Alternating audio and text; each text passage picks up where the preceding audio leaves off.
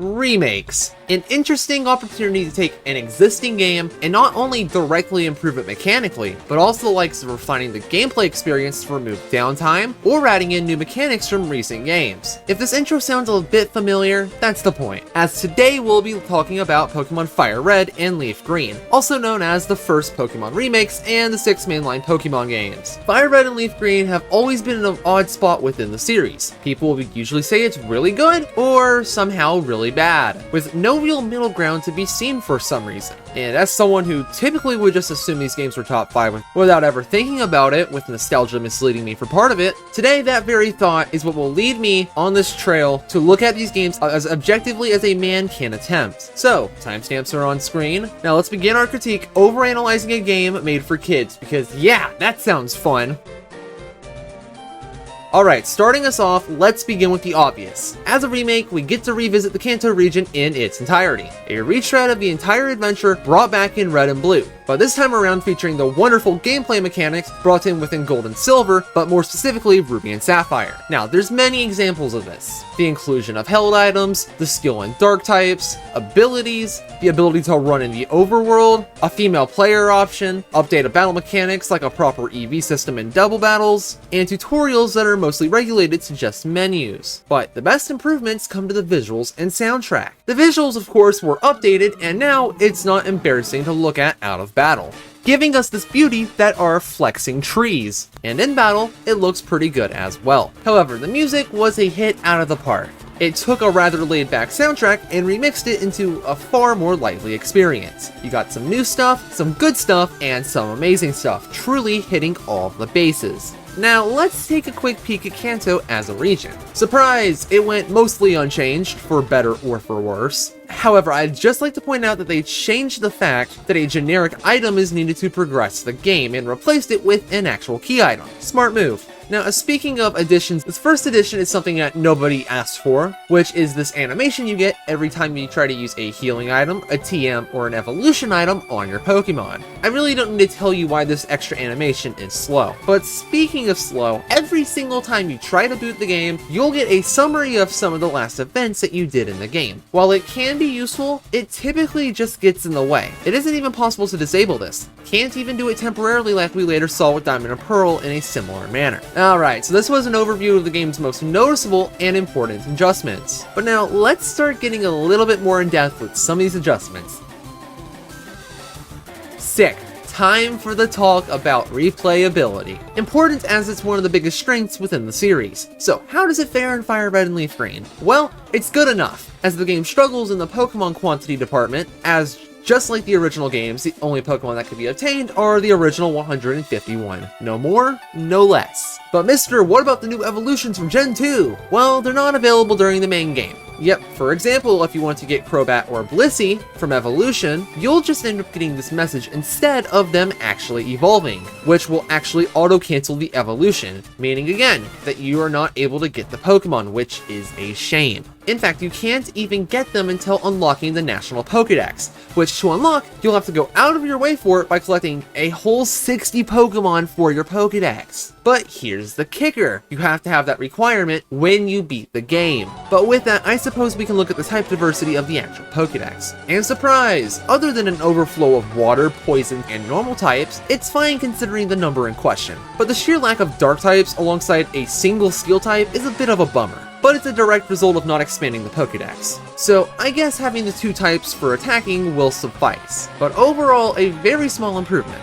Moving towards playing the actual game, its pacing is still rough. For the most part, trainers weren't adjusted in their Pokemon in levels, which is a shame because it was really iffy all around. However, with some new content included in the game, the late game leveling becomes a little less problematic. But speaking of the late game, how about we talk about a few bosses real quick? Other than a pointless de-evolution for one team, there was one noticeable change, and that is the fact that the Elite Four had 2 levels taken off of all of their Pokemon. A minor and well-warranted change, although it's a shame more wasn't done, other than the fact they got decent movesets. And yes, if there was a Pokemon on the Elite Four teams from the originals that had the potential to evolve thanks to the Generation 2 evolutions, they would simply just have their Generation 1 Pokemon, which is pretty dumb. But considering the Pokédex thing, balancing, it makes sense. As a small note, TMs were given better distribution for game balance. Shockwave is a much more okay reward for being the third gem, where you otherwise in the originals would have gotten Thunderbolt, which at that point in the game is pretty game breaking. And another example being getting Earthquake after beating the 8th gem rather than picking up in Sulfco, which is nice because while steamrolling the game can be fun, it's not very good balancing. Not like Kanto's really known for its balancing. Overall small adjustments and some better balancing that at least makes the endgame less bad, which is always positive, improving the overall experience, no matter how small.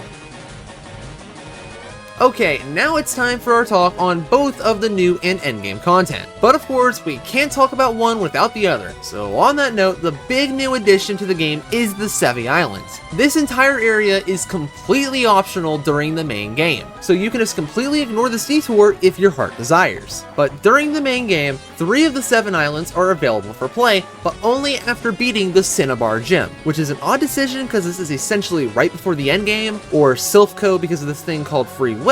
So let's say you kill your speedrun and take this trip. What's even being offered here? Well, you get access to 3 extra areas of play space on a completely separate part of the map, so you're not able to just freely fly between the islands in Kanto, made worse when the other 4 are taken into consideration. This is basically one of the issues that Gold and Silver initially had. But other than play space, Islands 1, 2, and 3 feature the inclusion of the Rock Smash HM, which is not mandatory, extra trainers, and a few extra Pokemon that otherwise should be obtainable without access to the Sevi Islands, but for some reason are only found here. So Ponyta, Magmar, and Moltres, which puts a bit of strain on the fire-type options for team building. But similar to the base game, move tutors were added into some of these areas as well, teaching your Pokemon a single attack one time. But getting back on track, to get access to Islands 4, 5, 6, and 7, you have to unlock the National Pokédex first. So again, obtaining 60 entirely different Pokemon in the Pokédex upon beating the Elite Four, which as a reminder, it is annoying if you're not prepared or targeting it. The actual content granted is more of the same, but with the Waterfall HM, and some random Johto Pokemon sprinkled in alongside a few extra bits and content. Overall, as post-game content, it's nothing groundbreaking, but it's a nice inclusion nonetheless, because as we know, remaking a game one-to-one would never be a good idea.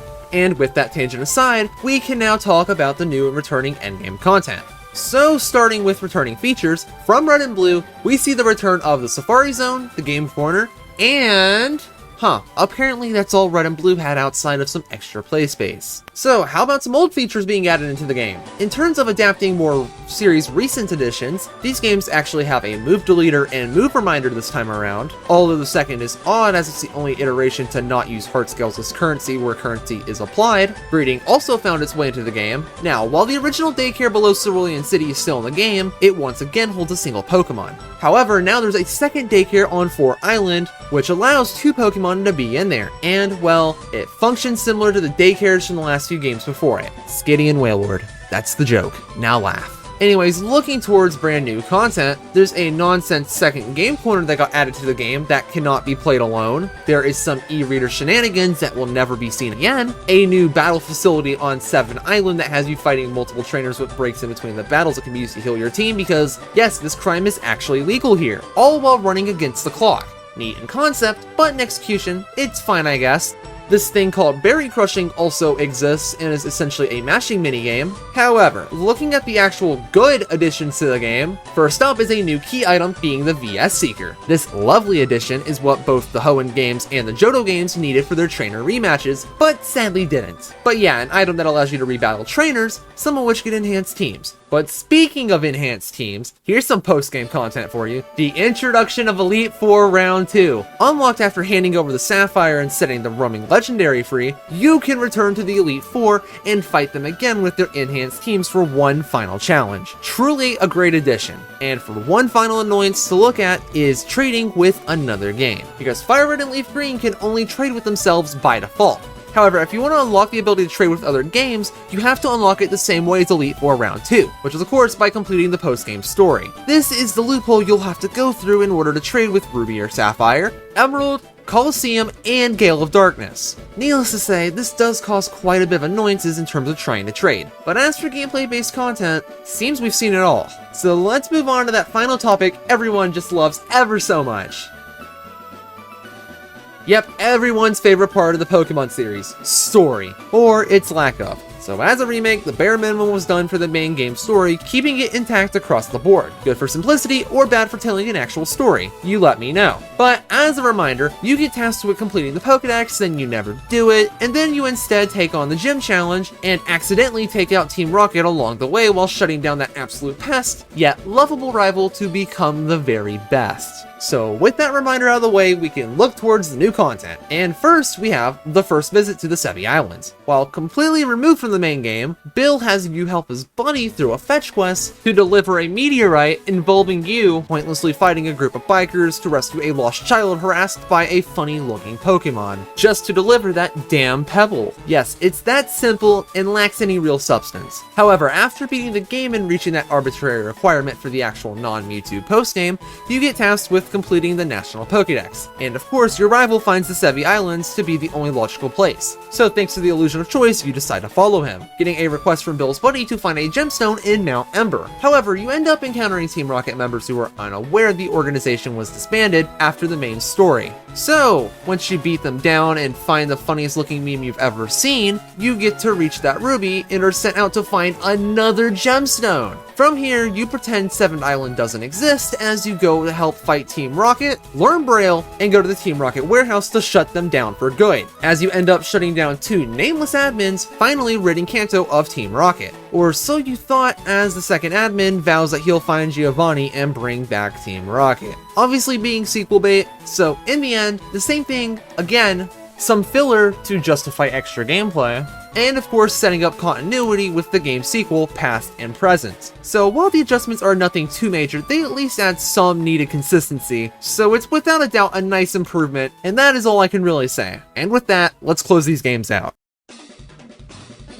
Overall, I find Fire Red and Leaf Green to be a pretty enjoyable experience. The game took what worked in Red and Blue, adapting many of Generation 3's best assets. Graphics, strong music, and most importantly the core gameplay improvements, alongside adding brand new content. In general, it provided everything it needed to in an effort to perfectly encapsulate everything that made Red and Blue great, while still making all the new content optional. But having all these improvements in general makes this the definitive Kanto experience, at least for now. Listen, the game has its issues holding it back. There's a reason I wouldn't call it the best example of how to do a Pokemon remake, despite acknowledging it as the best of the remakes we have now. And with that note, the final score. This one feels a little bit difficult to place comfortably, but I believe a score of 5 out of 10 is a pretty fair score. Now, do I recommend these games? Yes, absolutely, as they are the best iteration of Kanto and all around a damn fine time. Now, ladies and gentlemen, I thank you for watching. But wait, there's more. You saw that new tier list on my thoughts regarding whether or not you should play a game. So let's add to it with some games I covered but never mentioned this for. Heart Gold and Soul Silver, yes, experience it. Emulation is free, and since it's a Nintendo game, that means it's morally correct to emulate. You can see for yourself if this overrated game is truly great. Diamond and Pearl, do not recommend. BDSP and Platinum are right there, both of which are direct upgrades. Platinum, yes, of course. It's easily a top 5 Pokemon game and the proper Sinnoh experience, with quite a bit of content added in as well. Sword and Shield, believe it or not, yes. The least tedious game in the entire series, and it essentially plays itself with a metric load of quality of life changes. This game is the opposite of a headache, and pretty good in the replayability department, adds team buildings at an all-time high, and of course there's no big wall holding you back from progressing in the game. Let's Go? Maybe. It's a different experience, but overall its quality is a bit rough, and most importantly it's held back by the motion controls. And finally, Red and Blue, yes. As it's not only the first game, it's also the best of the first 4 games to even play, but with such fun and busted gameplay mechanics that actually make it worth going back for. Even if I went on a hot streak about how Fire Red and Leaf Green outclassed the hell out of it. Anyways, here's the complete list of recommended games. Now, if you'll excuse me, I have a game to get heavily addicted to. Thank you, and goodbye.